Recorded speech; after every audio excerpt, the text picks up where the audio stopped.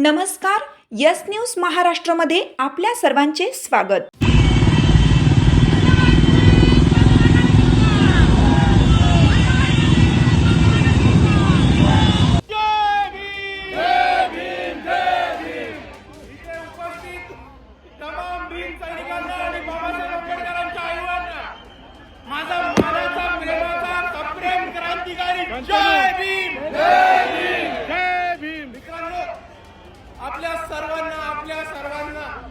आपला शूरवीर 500 योद्धांचा भीमा कोरेगावचा इतिहास आठवतोय आणि इतक्या वर्षापूर्वी जरी ती लढाई झाली असेल तरी 2025च्या शेवटी 2026 मध्ये जाताना आजही भीमा कोरेगावला लाखोच्या संख्येने भीमानुयायी येतात आणि आपण यांनी हेच दाखवून दिले की भीमा कोरेगावच्या दिवशी ज्या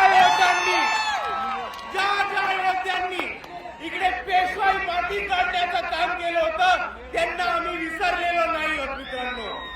आणि दुसऱ्या बाजूला ज्या 500 शूरवीरांनी इकडच्या व्यवस्थेच्या विरुद्ध, इकडच्या परिस्थितीच्या विरुद्ध आणि इकडच्या पेशवाईच्या विरुद्ध बंद उघडण्याचं काम केलं होतं त्यांना आपण अभिवादन करायला येतो तेव्हा फक्त महाराष्ट्राला नाही तर भारताला नाही तर अख्ख्या जगाला दाखवून देतो की हे बाबासाहेबांची औलाद अजूनही लढलेलो विसरलं नाही होत। 500 लोकांनी तेव्हा वार केला होता आणि मात केला होता पेशवाईचा आणि आजही आपल्या सर्वांना दाखवून द्यायचंय की समोर किती मोठी परिस्थिती असेल, किती मोठी ताकद असेल तरी आज जर इकडे 500 लोक बाबासाहेबांचे अनुयायी जमले तर समोरच्याला कापल्याशिवाय राहणार नाही ही ताकद आहे।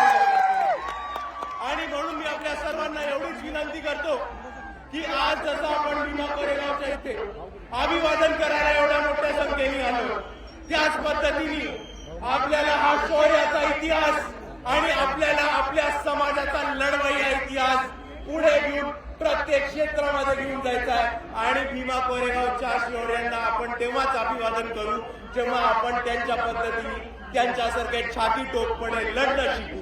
एवढं म्हणून मी माझे 2 शब्द थांबवतो। आपल्या सर्वांना पुन्हा एकदा जय भीम, जय संविधान। तुमची साथ आमची। यस न्यूज महाराष्ट्र चॅनलला लाईक करा व सबस्क्राईब करायला विसरू नका।